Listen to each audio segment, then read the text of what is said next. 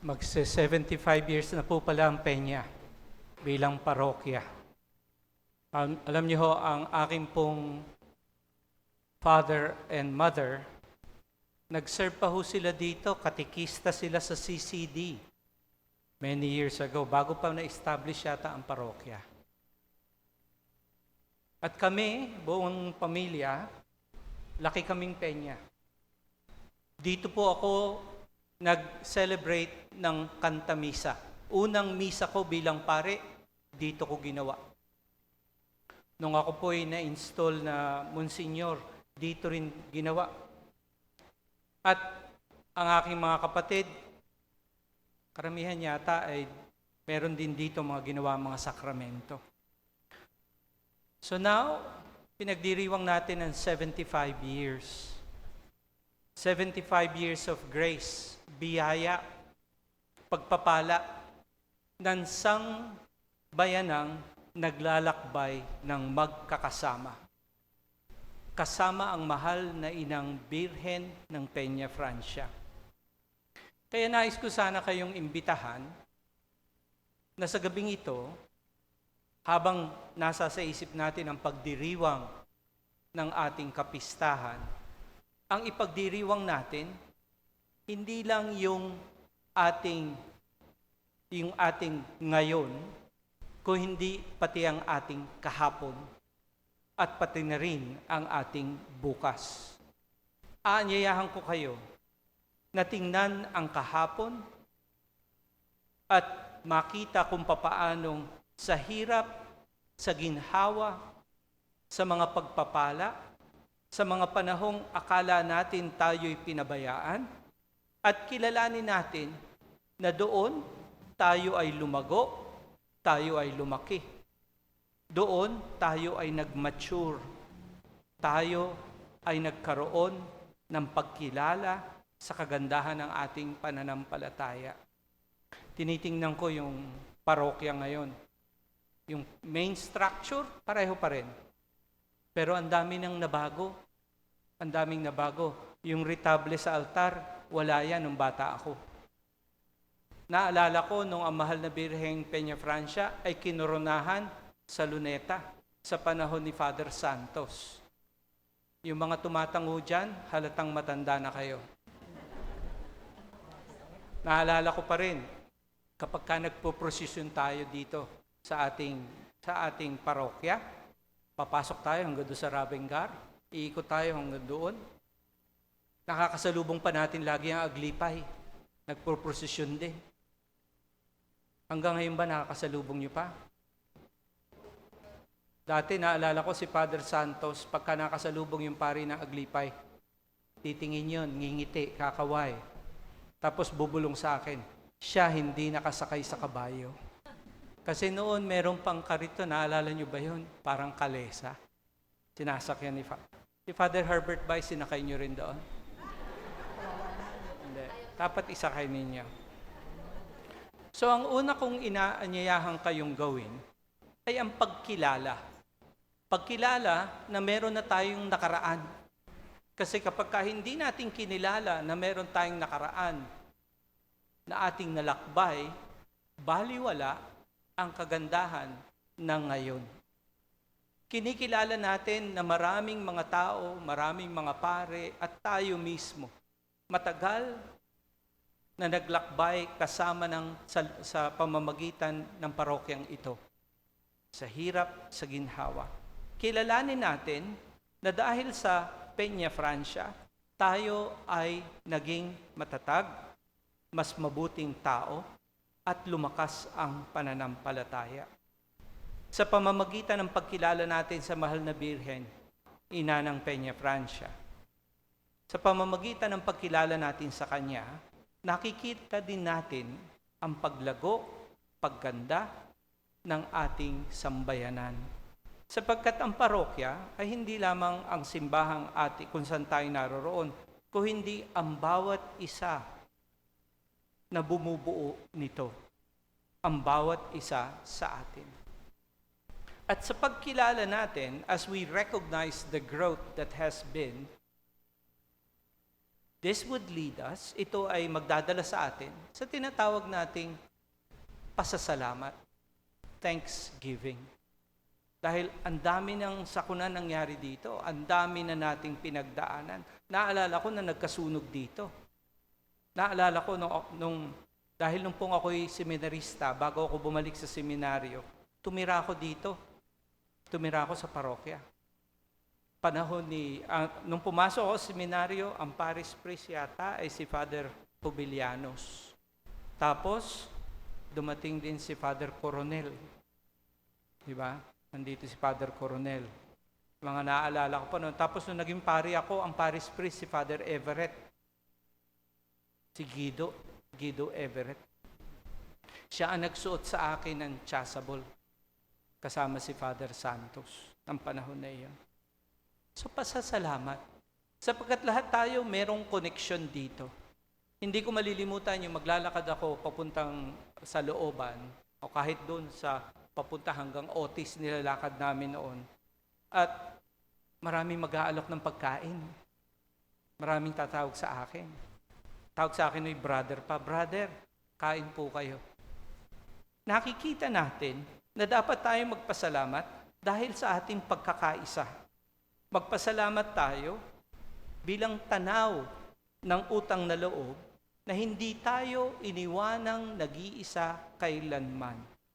Ang pangako ng Panginoong Hesukristo na hindi tayo magiging ulila, ito po yung ebanghelyo natin last Sunday, hindi natin naramdaman na tayo iniwanan. At tayo may advantage sapagkat ang ating patron sa ating parokya ay ang mahal na Birhen ng Peña Francia. At ang ating ina ang siyang hindi umiiwan sa atin. At dahil sa pasasalamat na ito, nakita natin ang mga biyayang ating natanggap. Dito tayo dapat tumingin sa bukas, puno ng pag-asa, puno ng pagtanaw ng pag-asa. Sapagkat sa bukas, habang tayo ay naririto, habang nabubuhay, makikita natin ang tunay na biyaya. Ang mga taong tumitingin sa pinanggalingan, kinikilala ang mga biyaya at nagpapasalamat, ang siyang patuloy na mabubuhay ng may pag-asa. Bakit? Sapagkat nakikita nila na hindi sila pinababayaan. Nakikita nila na kahit yung mga panahon na para bang tunay tayo naghihirap, hindi pa rin talaga tayo nag-iisa. Naririyan ang mahal na Inang Birhen na patuloy na gumagabay at umaantabay sa atin. At kahit na tayo ay mapalayo sa lugar na ito, kahit na tayo ay mapadpad kung saan saang lupalok. Marami ako mga kasabayan dito, alam ko na lumayo na rin, tumira sa ibang lugar. Kung hindi man sa ibang parokya, nag-abroad. Ako mismo, umalis po ako ng Pilipinas ng 1994. At ngayon, nandun ako sa New Zealand. 17 years na po ako doon. Pero hindi pa rin maaaring ikaila na ang ating ugat, ang ating pinagmulan, ay ang mahal na Birhen dito sa Peña Francia. Huwag natin kalilimutan iyan. Sapagat sa pagkilala ng nakaraan, tayo magpapasalamat kung saan tayo naroroon ngayon at tayo'y mapupuno ng pag-asa para sa ating kinabukasan, para sa ating patutunguhan. At ito po ay applicable sa atin bilang isang parokya. Bilang isang parokya. Pang-ilang parish priest ka na ba, Father Herbert? 3 years ka na dito, pero pang-ilang parish priest ka na? Baka si Rodel makakasagot. Marami na. Ika po. At alam natin na pagkatapos ni Father Herbert, meron pa ring darating. At bukod kay Father Herbert, biniyayaan kayo na may mga kasama na ngayong kasama dito sa parokya, mga guest priests. Ang gwapo pa nung bagong dating. Hindi ko sinasabing hindi gwapo si Father Giovanni, ha? Bata kasi yung isa eh. Naalala ko na ako'y gwapo rin katulad mo.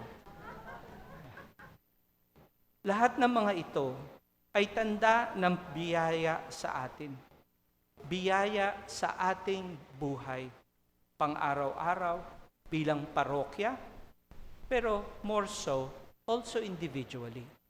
Yung tatlong ipinaalala ko sa inyo, pagkilala, pwede rin nating applyan sa ating sarili, individually, hindi lang bilang parokya. Kilalanin ninyo, kayong nakakaalam, ano ba ang mga biyaya na inyong natanggap? Ano ba ang kahirapan na inyong dinaanan? Ang inyong mga pinagdaanan. Kilalanin.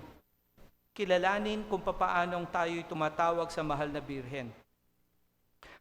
Ikalawa ay ang pasasalamat. Tanaw ng utang na loob. Hindi tayo iniwanang nag-iisa. Upang tayo'y patuloy na umaasa.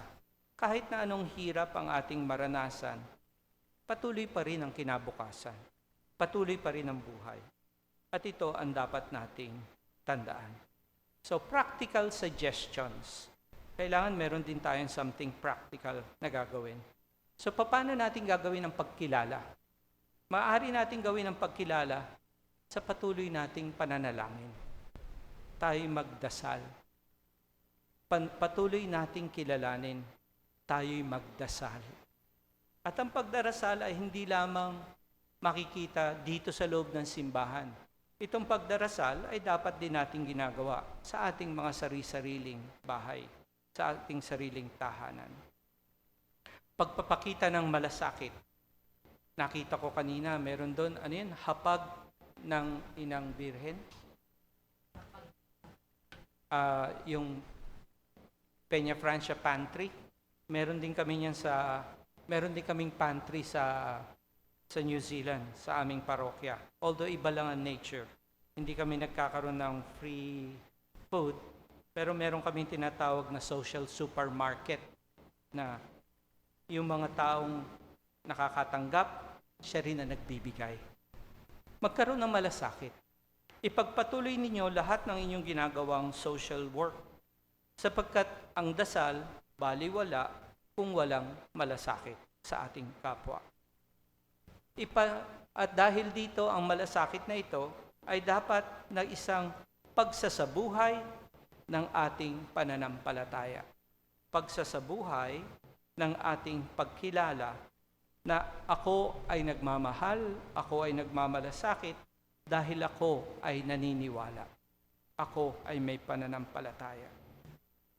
At kahit na tayo mismo ay magsasabing, Father, kami naman po ay gahol din, hirap din. Patuloy tayong magtiwala sa Poong May Kapal.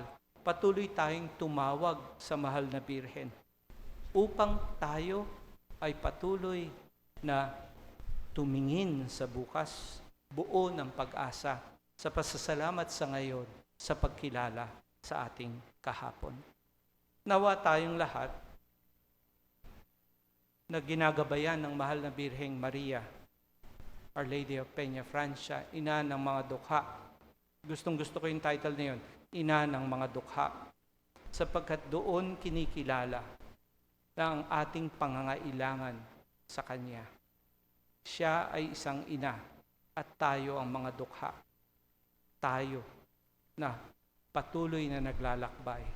75 years. Congratulations for 75 years.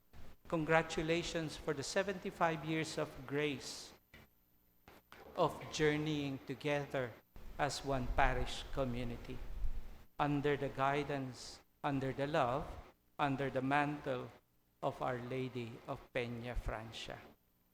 Yung pong isang pinakamatandang panalangin na patungkol sa mahal na Birhen, ay yung tinatawag natin sa Latin na sub tuum praesidium.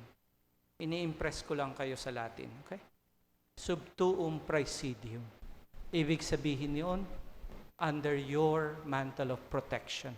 Under your mantle of protection, O Blessed Virgin Mother. So wag natin kalilimutan yon. Yun ang advantage ninyo. inaalagaan kayo ng mahal na Birhen ng Peña Francia. Amen.